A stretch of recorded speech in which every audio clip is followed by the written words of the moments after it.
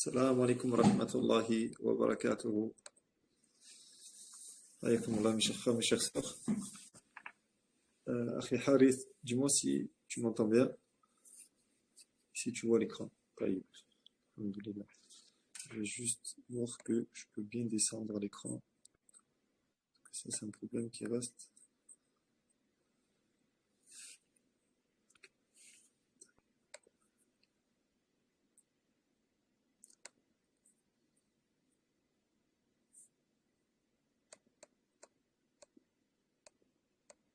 Bon, alhamdoulilah. Alhamdulillah. والصلاة والسلام على رسول الله وعلى آله وصحبه ومن والاه أما بعد حياكم الله mes chers frères, mes chères sœurs. Nous nous retrouvons ce soir bifadlillahi ta'ala pour notre 12e et dernier cours sur le livre de Cheikh Saleh al-Usaymi hafidahullah ta'ala dans son livre intitulé Khulasat Ta'dhim al-Ilm, donc une traduction rapprochée, l'hommage à la science, et nous sommes arrivés donc au point 19. Donc Cheikh nous dit hafidahullah, attendez juste, je vérifie l'enregistrement. Donc Cheikh nous dit al-Ma'qidu at-tasi' ashar شغف القلب بالعلم وغلبته عليه. Donc le titre de ce 19e point est le fait d'avoir donc l'amour de que on a un amour débordant pour cette science, d'accord, et qu'elle vient à dépasser toute chose. Elle vient à vaincre toutes les autres amours. وغلبته, donc غلبة العلم عليه au qalb. Donc il nous dit Cheikh فصدق الطلب له يوجب محبته وتعلق القلب به ولا ينال العبد درجة العلم حتى تكون لذته الكبرى فيه وإنما تنال لذة العلم بثلاثة أمور ذكرها ابن عبد الله بن القيم رحمه الله تعالى. Donc Cheikh nous dit dans ces quelques phrases que si cette demande de science est faite avec sincérité, alors elle incombera son amour sans aucun doute. Donc celui qui vient à demander la science avec sincérité, comme nous l'avons vu dans les points précédents, donc de la manière parmi les intentions qu'il faut porter au moment de la demande de cette science, alors si cette demande de science est faite de la bonne manière, alors automatiquement il viendra l'amour de cette science et le fait que le cœur s'accrochera à cette science. Et il nous dit ولا ينال العبد درجة العلم حتى تكون لذته الكبرى فيه. Et il nous rajoute ici un point qui est que il n'arrivera jamais à ce degré, donc le demandeur de science, l'étudiant en sciences, dans une manière, là on voit bien que c'est l'étudiant en sciences, mais même le serviteur, il ne parviendra pas à ce degré-là dans l'amour de la science tant que ça sera pas son plaisir le plus grand. Donc,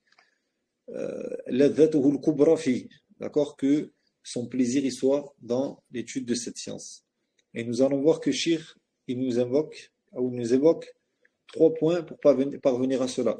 Donc il nous dit وإنما تنال لذة العلم بثلاثة أمور. Et il nous rapporte 3 points que l'imam d'Ibn al-Qayyim rahimahullah ta'ala a cités. Donc il dit le premier أحدها بذل الوسع والجهد.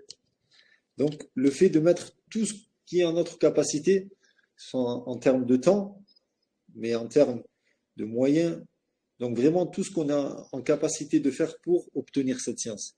Comme disait l'imam al-Shafi'i sur la science, il disait al-ilm illam tu'tihi kullak yani lam yu'tika ba'da ou la yu'tika al-ilmu ba'dahu hatta tu'tiyahu kullak.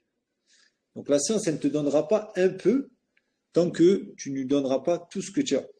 Et ça, je pense que toute personne qui s'est mis dans cette noble voie de l'étude de la science le sait très très bien.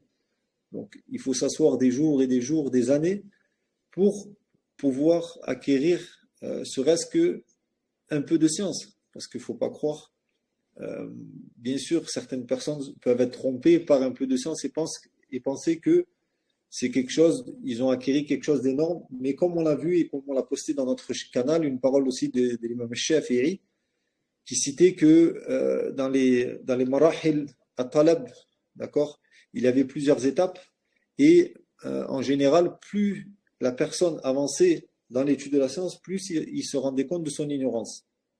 Et c'est exactement cela. Donc la personne sait que en s'asseyant tous les jours, tous les jours, en faisant la même chose, et si vraiment il donne tout ce qu'il a, donc ça veut dire que jusqu'à en être fatigué et aller dormir, cette science, elle lui donnera qu'un petit peu. Donc, qu'est-ce qu'il en est pour celui qui donne, entre guillemets, son temps perdu à la science? Donc, il ne faut pas qu'il s'étonne. Et ça, malheureusement, on peut le trouver sur certains frères qui se plaignent de ne pas voir un avancé dans leur étude de la science, mais en réalité, c'est qu'ils n'ont pas maîtrisé cette parole et ils n'ont pas médité sur ça. Si la science, on ne lui donne pas tout, ben, on n'en aura pas, serait-ce qu'un peu. Donc là, le premier point, c'est ça. Badlul wus'i wal jahd. D'accord? De mettre vraiment tout en capacité, son temps, son argent et tout ce qui peut aller dans ce sens. Il nous dit وَثَانِهَا صِدْقُ الطَّلَبِ. Donc, le fait de faire preuve de véracité, de sincérité dans son étude.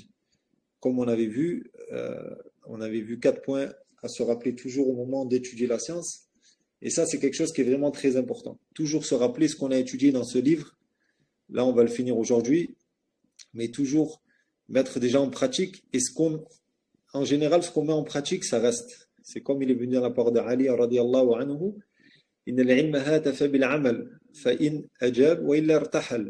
Ici, la science, elle a appelé la pratique. Si la pratique vient, ou sinon la science s'en va. Donc, en général, tout ce que vous allez mettre en pratique de ce qu'on a vu dans notre livre, ça va rester. C'est pour cela que essayez toujours de revenir vers le livre et de s'arrêter sur les points que vous avez oubliés, afin de les mettre en pratique pour que, bi'idhnillah, cette science soit réellement profitable. Donc il nous dit le fait d'être sincère dans l'étude de cette science-là. C'est le deuxième point. Le troisième point, وَثَالِثُهَا صِحَّةُ النِّيَّةِ وَالْإِخْلَاصِ. Donc le fait d'avoir une bonne intention et de la sincérité. Et là, c'est exactement ce que je vous avais dit, je ne sais pas si vous vous rappelez dans le premier point, au début du livre, quand je vous avais expliqué le fait de retrouver un niya ou l'ikhlas dans une seule et même phrase. Donc à ce moment-là, un niya, ça va sur le sens louraoui qui est le qasd, donc le fait de se diriger.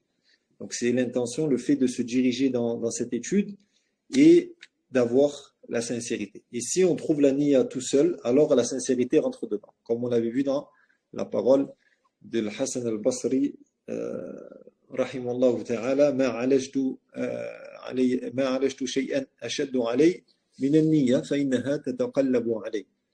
Donc là, dans sa parole, on voit que l'imam Hassan al-Basri, il nous cite donc là an-niyya et non pas l'ikhlas, et ce qui est voulu bien sûr c'est l'ikhlas, car le fait de se diriger vers quelque chose, c'est pas cette chose-là qui est difficile, mais au contraire, c'est le fait d'avoir la sincérité pour Allah dans cette chose-là. Donc, on en voit exactement ce que je vous avais expliqué. Donc, après, il nous dit Cheikh, وَلَا تَتِمُّ هَذِهِ الْأُمُورُ الثَّلَاثَةِ إِلَّا مَعَ دَفْعِ كُلِّ مَا يُشْغِلُ عَنِ الْقَلْبِ. Et là, il nous dit, et ça, on pourra pas, on n'arrivera pas donc à donc on ne pourra pas les parfaire ces 3 points-là, sauf en repoussant ce qui viendra occuper le cœur. Et ça, c'est un conseil que je donne toujours à mes frères. C'est bon aussi pour les sœurs, mais il faut savoir que l'étude de la science, c'est quelque chose qui est fait avec le cœur, d'accord? Talib al-ilm, c'est quelque chose qui est fait dans un premier temps avec le cœur. Donc si le cœur il est occupé par autre chose, il faut savoir que cela va être très très difficile. C'est pour cela qu'on peut trouver, certains frères viennent quand ils demandent des conseils par rapport au fait de réunir entre le travail et les études. Il n'y a pas de doute que on a tous besoin de travailler. Les compagnons ont travaillé, d'accord? Mais le plus important, c'est d'avoir le cœur libre au moment de l'étude. Et non pas seulement le corps. On peut trouver une personne qui est, par exemple, qui a des commerces, donc qui n'est pas amené, lui, à travailler par lui-même, hein, plutôt des employés. Mais cette personne-là a tout son temps, mais cette personne sera en incapacité d'étudier au vu d'un cœur trop occupé. Donc, c'est pas seulement le fait de libérer son corps, mais c'est surtout libérer son cœur. Et là, il nous dit par le fait de repousser tout ce qui pourra l'occuper. D'accord? Ça, c'est quelque chose de très, très important. Quand on s'assoit dans un cours, pendant nos révisions et autres, essayer d'être concentré que sur ses études. D'accord? C'est pareil pour la prière, pour toute chose. Il faut que le cœur soit concentré sur la chose et essayer de faire en sorte de couper tout ce qui pourrait nous distraire. Donc il nous dit après, Inna ladhat al-ilm fawqa ladhati as-sultan wal-hukm allati tatatalla'u ilayha nufus kathira wa tubdhalu li ajliha amwalun wafira wa tusfaqu ad-dima'un ghazira. Wa lihadha kanat al-muluk تتوق إلى لذة العلم وتحس فقدها وتطلب تحصيلها. Je vais vous descendre l'écran. Donc je vous relis rapidement. Donc Cheikh dit إن لذة العلم فوق لذة السلطان والحكم التي تتطلع إليها نفوس كثيرة وتبذل لأجلها أموال وفيرة وتسفك الدماء غزيرة. ولهذا كانت الملوك تتوق إلى لذة العلم وتحس فقدها وتطلب تحصيلها. قيل لأبي جعفر المنصور خليفة العباسي المشهور الذي كانت ممالكه تملأ الشرق والغرب هل بقي من لذات الدنيا شيء لم تنله؟ فقال وهو مستو على كرسيه وسرير ملكه بقيت خصلة أن أقعد على مصطبة وحول أصحاب الحديث أي طلاب العلم فيقول المستملي من ذكرت رحمك الله يعني فيقول حدثنا فلان قال حدثنا فلان ويسوق الحديث المسند. Donc là il nous dit إن لذة العلم فوق لذة السلطان. Et il dit le plaisir de la science et la saveur de la science est encore plus grande et que le fait d'avoir du pouvoir. فوق لذة السلطان, donc est au-dessus du plaisir du pouvoir والحكم التي تتطلع إليها نفوس كثيرة. Donc énormément de gens courent derrière la notoriété ou le pouvoir, ainsi de suite. La shirk évoque le pouvoir, mais il nous dit que le plaisir de la science, et je pense que toute personne qui a goûté au fait de sortir de l'ignorance pourra attester de cela. Donc quelqu'un qui, surtout dans certaines questions qui sont très importantes aux musulmans, et je pense que vous en avez vu certaines avec le frère Mohammed, qu'Allah le préserve, en ce qui concerne la foi en le décret, c'est des choses qui sont très importantes. Au moment où c'est compris, la personne vraiment vit avec tranquillité dans sa vie, et énormément de sujets comme cela font que la personne, au moment où il les ressent, cette sensation et ce plaisir sera meilleur que, comme il le dit ici, Shir, que le fait d'avoir un pouvoir, d'être peut-être un gouverneur ou autre. Et il nous dit, Shir, dans son explication de cela, car ladhatul ilm, c'est quelque chose qui est dans le cœur, d'accord? Alors que la plupart des plaisirs sont des choses qui sont ici, des choses qui sont touchables. Alors que cette chose-là est quelque chose qui touche au cœur directement. Donc c'est pour cela que cette chose-là est encore plus grande, car elle sera toujours présente. Et il nous rappelle dans son explication que l'imam Ibn Mubarak, ce grand imam, qui a un livre qui est tout simplement énorme, qui s'appelle Az-Zuhd, il nous dit, où il a été interrogé par des compagnons à lui, qui lui ont dit, pourquoi tu ne viens pas t'asseoir avec nous? Et il dit, je préfère m'asseoir chez moi avec le prophète alayhi salatu wassalam, et ses compagnons. Et ses compagnons, je dis, tu plaisantes avec nous. Il fait partie du Qarn al-Thani ibn Mubarak, il est mort en 180 ou 181 à peu près de l'Hégire. Donc, ses compagnons lui ont dit, mais qu'est-ce que tu nous racontes? En vrai, il disait, je rentre chez moi, je m'assois, j'ouvre mes livres et je suis comme avec le prophète alayhi salatu wassalam et ses compagnons. Donc, il n'y a pas de doute que quand on entend ces choses-là, on comprend que ces grands savants sont ceux qui réellement la science a pris leur cœur tout entier et ont ressenti ce que Shir essaye de nous faire comprendre dans ces quelques lignes. Et Ibn Mubarak, c'est parmi les salafs, mais Shir, dans son explication aussi, nous parle de l'imam al-Hakami, l'imam al-Hakami, al-Hafid al-Hakami, qui a de nombreux ouvrages disponibles à l'heure d'aujourd'hui, lui n'est pas parmi les salafs, mais plutôt des contemporains. Je n'ai pas sa date exacte de décès, mais c'est quelque chose qui ne doit pas dépasser peut-être 60 ans ou quelque chose dans ces eaux-là. En tout cas, certains savants à l'heure d'aujourd'hui, sont des élèves de Al-Hafid al-Hakami. Et il rapporte une histoire qu'on venait lui rapporter le manger pour qu'il mange et il ne souhaitait pas, où il disait, attends, je finis le livre, jusqu'à ne pas manger du tout. Donc, quand on voit cela, on comprend réellement l'amour qu'ils avaient pour cette science et on demande à Allah tabaraka wa ta'ala de nous octroyer cet amour-là ou voire plus. Amin. Donc, il nous dit alors que le plaisir de la science est meilleur que celle du pouvoir et de régner.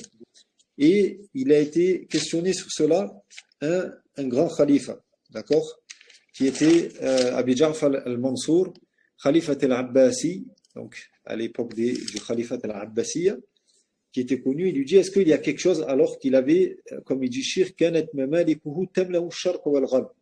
Donc il avait, comment dire, son règne, il était immense, de l'Orient à l'Occident.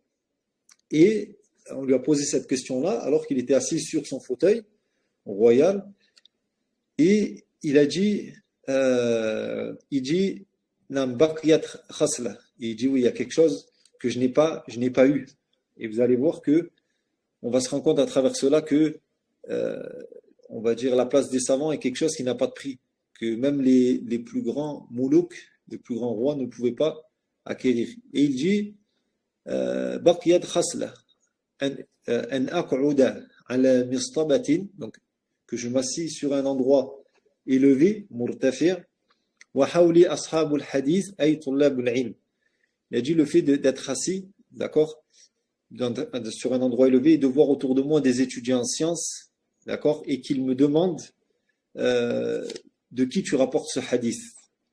Donc ça, c'est la seule chose qu'il n'a pas réussi à obtenir, en sachant que, comme je vous ai cité, c'est quelqu'un que son règne était de l'Orient à l'Occident. Donc, je pense que vous pouvez vous imaginer, c'est pas les riches de nos jours, c'est vraiment quelqu'un qui avait un pouvoir énorme. Malgré cela, la chose qu'il souhaitait, c'est être un alim et avoir des étudiants. Et comme on a vu à travers le livre, on a cité énormément de textes sur Fadl al-Ilm, d'accord, sur les mérites de la science et des gens de science. Il suffit de se rappeler le hadith du prophète alayhi salatu wassalam qui nous dit Fadlul alim ala al-abid ka fadlil qamar ala sa'iril kawakib. Comme on avait vu, le mérite du savant est comme comparé du savant à l'adorateur est comparable au mérite de la lune, de la pleine lune sur les étoiles. Et bien sûr aussi, on a vu que le prophète alayhi salatu wassalam nous a informé que les savants étaient les héritiers des prophètes. Donc quand il lui a été posé cette question-là, la seule chose qu'il souhaitait, c'était être un alim, avoir des étudiants et leur enseigner un hadith. Donc après, il nous dit وَمَتَى عُمِرَ الْقَلْبُ بِلَذَّةِ الْعِلْمِ سَقَطَتْ لَذَّةُ الْعَادَاتِ وَذَهَلَتِ النَّفْسُ عَنْهَا بَلْ تَسْتَحِيلُ الْآلَامُ لَذَّةً بِهَذِهِ اللَّذَّةِ. D'accord? Il dit, et au moment où donc la science ou l'amour, cet amour pour la science, euh, elle vient à être, comment dire, elle vient à s'installer dans le cœur. À partir de là, se partira toutes les autres coutumes, toutes les autres habitudes qui peut occuper les autres gens. Et c'est à ce moment-là qu'il avait cité, Shir, l'histoire d'Al-Hafid al-Hakami avec le manger. Jusqu'au manger, on peut voir dans nombreux athar min salaf, donc dans plusieurs paroles de salaf ou d'histoire, que même le manger, il ne trouvait pas de temps pour manger. Et c'était pas par, parce que ça, c'est quelque chose que souvent je mets l'accent dessus et faire attention. Ces gens-là, donc les plus prédécesseurs, qui sont les meilleurs des hommes, comme le prophète Ali salatu wassalam nous a informé, ils faisaient ça, mais pas par, ils s'imposaient pas ces choses-là. Ça, c'était des choses-là qui venaient tout seuls. Et ce qui peut arriver des fois, par erreur de certains d'entre nous, c'est tomber sur une parole d'un salaf et se dire, moi, je vais mettre en pratique. Le problème, c'est que si tu essayes toi de mettre en pratique, tu ne vas pas y arriver. Pourquoi? Parce que ton corps, tu vas essayer de faire quelque chose avec ton corps, alors que ton cœur, lui, ne suit pas. Parce que ça, ces gens-là, quand ils ont délaissé, que ce soit le mariage, ou le manger, ou le sommeil, ces choses-là venaient sans takalluf. Ce n'est pas quelque chose qui s'imposait, c'est quelque chose qui venait tout seul et qui n'en trouvait pas, ils en avaient même pas le besoin. Alors que si toi, tu viens essayer de faire cette chose-là, en vrai, tu vas t'imposer quelque chose que toi, tu ressens le besoin. C'est pour ça que je me rappelle quand j'ai entendu Cheikh Raslan, Hafidahullah, nous rappeler que l'être humain a besoin de 8 heures de sommeil. J'en étais très content parce que je lisais toujours que certains salafs dormaient très peu la nuit, 3, 4 heures, certains ne dormaient pas allongés. Et c'est des choses que j'ai essayé de mettre en pratique et en réalité, c'est pas le commun des gens de dormir que très peu. Donc, en tout cas de figure, ce que je veux attirer l'attention sur ça, c'est que ces choses-là, il faut les lire, il faut les comprendre, mais il faut surtout se dire que ces choses-là viennent par cet amour qui est venu pour la science et pour Allah tabaraka wa ta'ala, car on sait que cette science n'est pas quelque chose qu'on demande pour elle-même. La science n'est pas quelque chose qu'on demande pour la science, on demande pour se rapprocher d'Allah tabaraka wa ta'ala. La science n'est pas un objectif en lui-même, c'est un wasila, donc c'est un moyen pour parvenir à se rapprocher d'Allah tabaraka wa ta'ala et de connaître plus son Seigneur.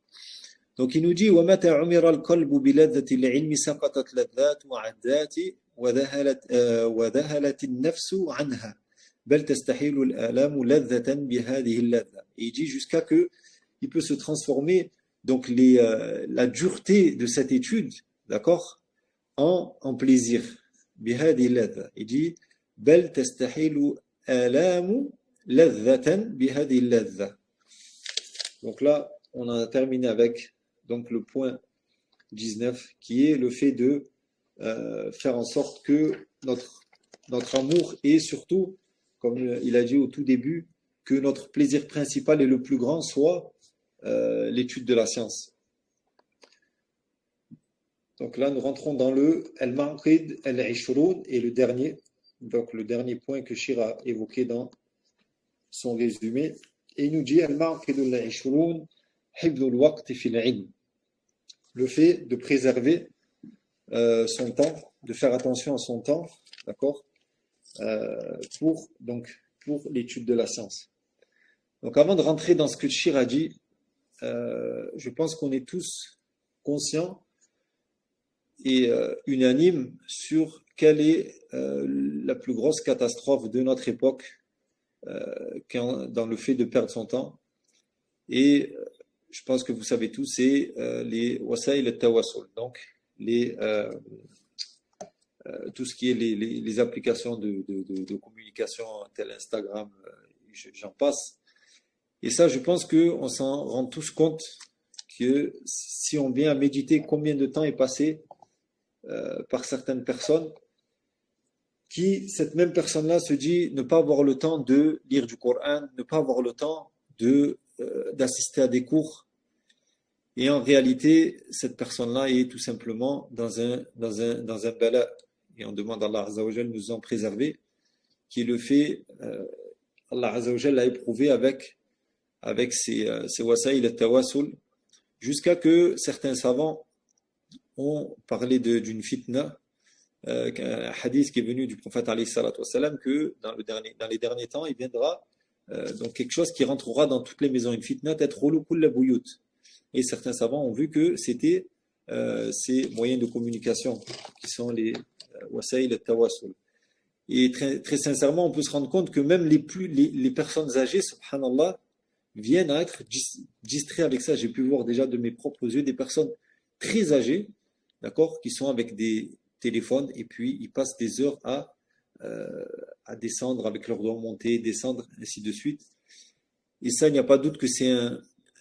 Alors, à l'heure d'aujourd'hui, je pense que c'est le plus grand problème de tout musulman. Certains d'entre nous s'en rendent compte et font les causes pour le combattre, et d'autres ne s'en rendent même pas compte, et c'est là la plus grande catastrophe. Et dans le même registre, un conseil que je donne à moi-même ainsi que à mes frères et mes sœurs qui ont des enfants, prendre vraiment garde à ne jamais laisser ces appareils dans les mains de nos enfants sans vérifier, sans contrôler, sans être derrière. Bien sûr, on va dire les interdire totalement peut de temps en temps conduire à un mal plus grand. Donc, le mal est là, il faut essayer de faire en sorte que cela soit contrôlé en termes de temps, en termes de ce qui est vu dans ces choses-là.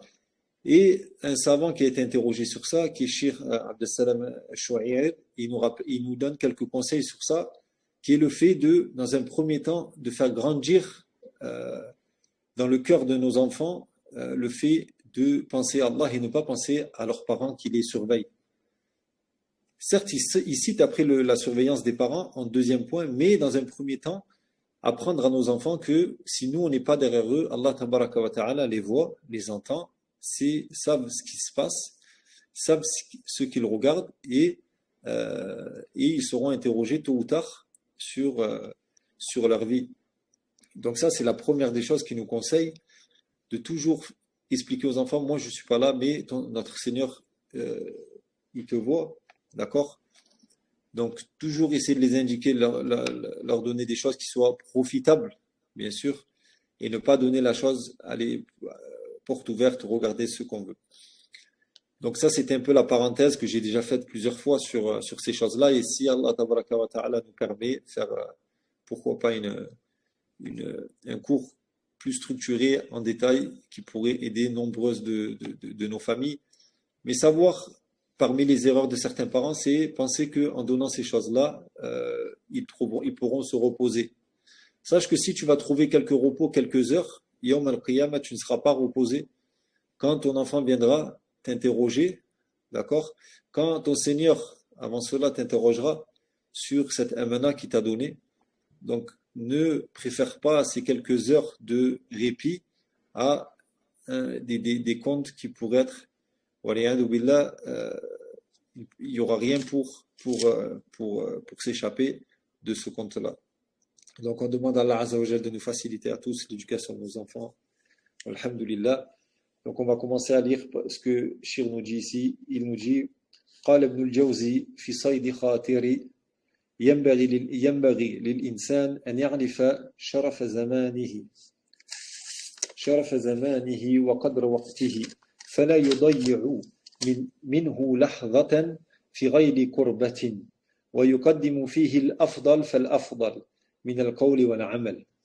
Donc il nous dit ici, Ibn al-Jawzi, rahimahullah ta'ala, il nous dit ينبغي للإنسان أن يعرف شرف زمانه. Et ce qui incombe à l'être humain est de connaître la valeur, d'accord, et la valeur, on peut dire ici, du temps. Et on voit dans cela, et on sait qu'Allah tabaraka wa ta'ala a juré par le temps, comme vous le savez dans surat Al-Asr, وَالْعَصْرِ إِنَّ الْإِنسَانَ لَفِي خُسْرٍ إلى آخر السورة. Et Allah tabaraka wa ta'ala jure par ce qu'il veut, et il ne jure que par des choses qui sont importantes. Et nous savons très bien que ce temps-là, nous, en réalité, nous sommes juste un compte à rebours. À chaque fois qu'une heure passe, c'est une heure en moins de notre vie. Donc il n'y a pas de doute que ce temps-là est quelque chose d'énorme. Donc si Allah tabaraka wa ta'ala a juré par le temps, c'est pour nous montrer son importance. Donc là, Shir, il vient conforter, ou il vient appuyer ce sens-là. Donc il nous dit le fait de connaître la valeur du temps, d'accord, et de ne pas en perdre, serait-ce qu'une lahza, serait-ce qu'un petit peu de temps, de ne pas le perdre. Et il nous dit يقدم فيه الأفضل فالأفضل من القول والعمل. Donc toujours d'essayer de faire en sorte de faire tout ce qu'il y a de meilleur, d'accord. Comme vous savez très bien, un shaitan, il peut essayer il va essayer dans tous les cas de faire en sorte que le serviteur se distrait du meilleur. S'il n'arrive pas à faire tomber dans les péchés, alors il essaie de la distraire avec des mubahat, des choses permises, et ainsi de suite. Donc là, il est toujours d'essayer de faire le mieux, que ce soit en parole ou en acte. D'accord. Et comme l'imam Ibn al-Qayyim disait dans une parole très très importante qui m'a été très profitable, serait-ce que dans la prêche ou serait-ce que dans la famille, il nous dit un-nafs, donc son âme, il lam tushghilha bil khayr shaghalatka bi sharr. Ton âme, si tu ne l'occupes pas avec du bien, alors elle t'occupera elle avec du mal. Et Allah Azza wa Jalla nous dit inna an-nafs la ammaratun bis-su.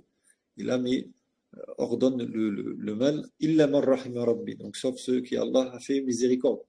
Donc toujours on ne dit pas à travers cela, donc toujours être peut-être dans des livres, dans les études, ça c'est quelque chose de magnifique si quelqu'un y arrive. Mais au moins, si la personne sait que par exemple, elle n'a pas on va dire, énormément de motivation, il n'y a pas que la science. Nous savons très bien que pas tout musulman peut être alim ou talib al-ilm, mais par contre le khayr, il y a énormément de portes de bien. Que ce soit la personne a du temps devant elle, qu'elle appelle ses parents, qu'elle fasse bir al-walidain, c'est parmi les plus grandes adorations. Donc la personne, serait-ce qu'en prenant son téléphone, en ayant l'intention de faire cette adoration, elle sera tout le long de son appel dans une adoration énorme, qui est citée souvent après le tawhid et l'interdiction du shirk.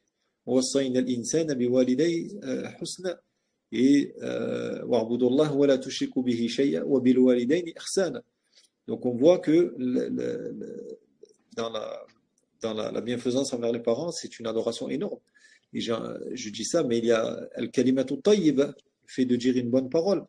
يعني ولا تحقرن من المعروف شيئا. Ne méprisez rien parmi les bienfaits, serait-ce que croiser ton frère avec un sourire. ولو أن تلقى أخاك بوجه طلق. Donc ce qui est voulu ici, c'est le sens, bien sûr, c'est l'étude de la science, mais je vous fais un rappel plus global sur le fait d'essayer d'occuper toujours son temps bil khayr, d'accord. Si c'est pas dans l'étude de la science, c'est avec autre chose. Et alhamdulillah, Allah tabaraka wa ta'ala a fait dans sa législation énormément de portes de bien. On n'a pas que la salat, par exemple. On a le siyam, le sadaqa, bir, al-kalam al-tayyib, silat al-arham, le fait de joindre nos parents. Donc il y a énormément de portes du bien et il faut essayer de toujours s'empresser dans ces portes-là. Donc il nous dit يقدم فيه الأفضل فالأفضل من القول والعمل. Donc le fait toujours de chercher le meilleur, que ce soit dans les paroles ou dans les actes. وهنا يقول ومن هنا عظمت رعاية العلماء للوقت حتى قال محمد بن عبد الباقي البزاز ما ضيعت ساعة من عمري في لهو أو لعب. Et là, il nous dit, Cheikh, par rapport à cela, on voit l'importance que donnaient nos savants sur le temps. Et il nous rapporte une parole d'un savant qui dit je n'ai pas perdu une seule heure de ma vie dans de la distraction ou dans du jeu. Et il y avait d'autres paroles, je ne me rappelle plus exactement de celui qui l'avait dit, parmi nos plus prédécesseurs, qui disait si on me disait que mon heure arrivait, je ne pourrais pas faire plus. Subhanallah. Yani, Allahu Akbar. Quand on entend ces choses-là, vraiment on se met à méditer.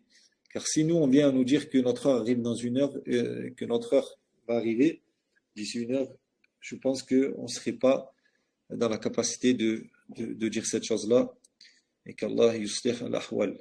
et qu'Allah nous parfaire et nous rendre meilleurs. Donc, il nous dit وقال أبو الوفاء وقال أبو الوفاء ابن عقيل الذي صنف كتاب الفنون في 800 مجلد إني لا يحل لي أن أضيع ساعة من عمري. Et là, il nous rapporte une parole d'un autre savant qui il nous invoque parmi ses ouvrages. Il a écrit un livre, Kitab al-Funun, qui est en 800 tomes. 800 tomes. Et il nous dit Inni la yahillu li, il ne m'est pas permis an udayya sa'atan min umri. Il ne m'est pas permis que je perde une seule heure. Ou, bien sûr, sa'a dans la langue arabe, c'est pas 60 minutes, c'est plutôt une partie du temps. D'accord? Il faut savoir que sa'a dans la langue arabe, c'est pas 60 minutes, mais ce qui est voulu, c'est une partie de temps. Donc, il dit sa'atan min umri. وبلغت بهم الحال أن يقرأ عليهم حال الأكل بل كان يقرأ عليهم وهم في دار الخلاء. Et Shir nous rapporte ici que tellement ils faisaient attention au temps, d'accord, ces savants, il arrivait que tellement ils ne voulaient pas perdre de temps, leurs étudiants leur lisaient donc le hadith très souvent, donc pour rapporter le hadith ou autre, des questions de science quand ils mangeaient. Jusqu'à même quand ils rentraient aux toilettes, leurs étudiants restaient dehors pour lire, continuer à lire, pour pas que le shir ait l'impression d'avoir perdu du temps à ce moment-là. Et il nous dit Fahfad ayyuha talib waqtak. Il dit préserve, ô toi, cher étudiant, préserve ton temps. فلقد أبلغ الوزير الصالح بن هبيرة في نصحك بقوله. Et il dit, et là, un des savants, il nous donne un énorme conseil dans cette bait. Il me dit والوقت أنفس ما عنيت بحفظه وأراه أسهل ما عليك يضيع. Il dit والوقت أنفس ما عنيت بحفظه. Il dit le temps est la chose la plus précieuse, d'accord, que tu peux, par laquelle il faut que tu fasses attention. Et je vois que c'est la chose la plus facile que tu viens à délaisser. Et c'est une réalité. Combien de personnes d'entre nous perdent du temps dans, comme on a cité au tout début du cours, ou au tout début de ce point-là, dans le téléphone et autres. Donc, Shir nous dit Fahfad ayyuha talib waqtak. Donc, fais en sorte de préserver ton temps. Et certes, il n'y a pas de doute que si l'étudiant en sciences trouve qu'il n'avance pas, il faut qu'il vienne à méditer en premier temps qu'est-ce qu'il donne à la science de son temps. D'accord? Qu'il compare ces moments où il étudie au moment où il passe par exemple dans son téléphone ou serait-ce que dans la distraction ou autre. Donc on en revient à la parole de l'imam Shafi'i. Il disait al-ilm la yu'tika ba'dahu hatta tu'tiya kullak, jusqu'à que tu donnes tout. Et alhamdulillah, Cheikh nous dit tammatil khulasa. Et alhamdulillah bifadlillahi ta'ala, on termine ce livre. Donc déjà dans un premier temps, si quelqu'un a une question par rapport à ce qu'on a vu dans ces deux points-là, n'hésitez pas avant que je vous informe de quelques points, Inch'Allah ta'ala.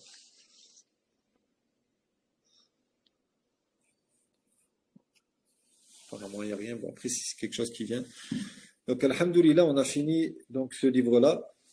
Et par la grâce d'Allah, tabaraka wa ta'ala, nous allons commencer, Inch'Allah ta'ala, donc pas le dimanche qui arrive, car sûrement le dimanche qui arrive sera l'examen. Bien sûr, il y a un cours que je vais vous envoyer, donc le cours numéro 7, qui avait eu un problème d'enregistrement, je vais vous le renvoyer, Inch'Allah. Donc l'examen, il sera sûrement dimanche, ou peut-être je vous laisserai quelques jours en plus, au vu du cours qui n'a pas été enregistré.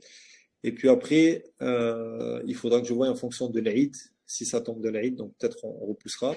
Mais Inch'Allah ta'ala, on commencera donc dans un livre, Al-Qawa'id al-Fiqhiyya d'accord? Donc les règles de jurisprudence de l'imam al-Sa'di.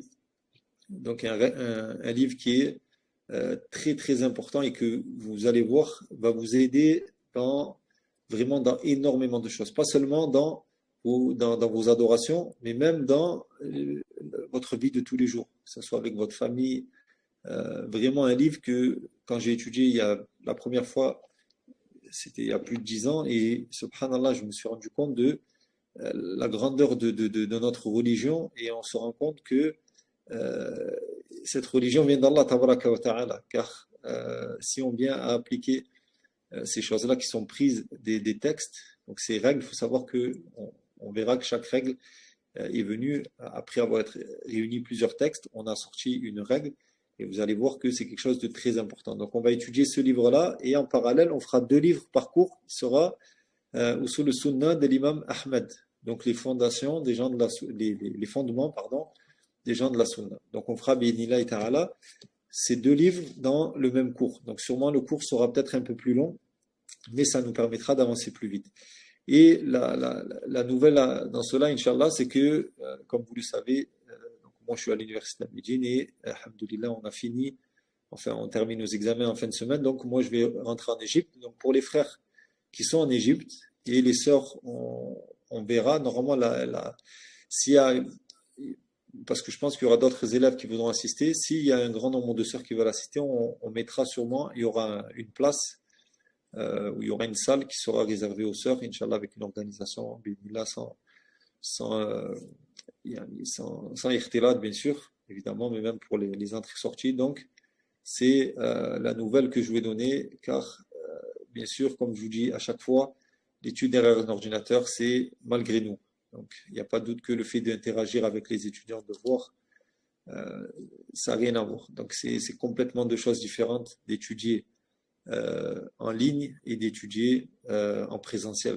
D'accord? Que ça soit, bien sûr, ça peut être possible, ça peut être fait dans une mosquée. Donc, je connais plusieurs mosquées qui pourraient m'accueillir, mais comme vous savez, en Égypte, c'est un peu compliqué par rapport avec le gouvernement, tout ça. Donc, ça sera peut-être pas dans une mosquée, mais en tout cas, ça sera déjà mieux que derrière nos écrans. Donc, voilà, c'était l'information que je souhaitais vous informer. Donc, alhamdoulilah, je vous tiendrai au courant sur le canal par rapport au début des cours. Et comme je vous ai dit, Inch'Allah, donc l'examen se fera sûrement ou dimanche ou peut-être en fonction de. Je vous concerterai par rapport à l'examen. Et, subhanallah, je viens à me rappeler quelque chose. Les frères et les sœurs qui sont actuellement encore avec nous qui ont étudié tout le livre entier, il faut que vous sachiez, il faut que vous remerciez Allah tabaraka wa ta'ala de vous avoir choisi, car il faut savoir que quand on a commencé, chez les sœurs, il y avait peut-être une soixantaine de sœurs qui étaient inscrites, qui étaient inscrites. Après, c'est sûr, quand on a parlé d'examen, bon, il y en a eu un peu moins, il y en avait plus d'une vingtaine, mais après le premier examen, il reste à peu près peut-être 5 ou 6 sœurs, pas plus, et chez les frères, pareil. Les frères avaient commencé peut-être, il y avait une vingtaine de frères. Et là, on se retrouve peut-être à 3, 4 frères. Donc, il faut savoir. Et ça, c'est quelque chose que nous, on a vu même chez les savants. C'est pas quelque chose qui est propre à nous. C'est quelque chose qu'on sait. La science demande la patience. Et surtout, il faut savoir que c'est Allah Azza wa Jalla, il donne le tawfiq. Et comme il a dit le prophète alayhi salatu wassalam, et ça donne de l'espoir. Man yuridillahu bihi khayran yufaqihu fid din. Et celui qui Allah veut du bien, donc, lui fait apprendre sa religion, lui fait comprendre sa religion. Bien sûr, la compréhension vient à travers l'apprentissage. Donc, sachez, bi'idhnillahi ta'ala, qu'Allah tabaraka wa ta'ala nous veut du bien et ainsi qu'à vous. Et et on lui demande à Allah subhanahu wa ta'ala d'accepter de nous ainsi que de vous. Et walhamdulillah. Et Inch'Allah ta'ala, donc vous aurez toutes les informations très prochainement dans le canal. Et vous avez aussi, pour les élèves, vous avez votre canal, le groupe qui est propre aux élèves. Donc n'hésitez pas si vous avez quoi que ce soit comme question. Walhamdulillah. Wassalamu alaikum wa rahmatullahi wa barakatuh.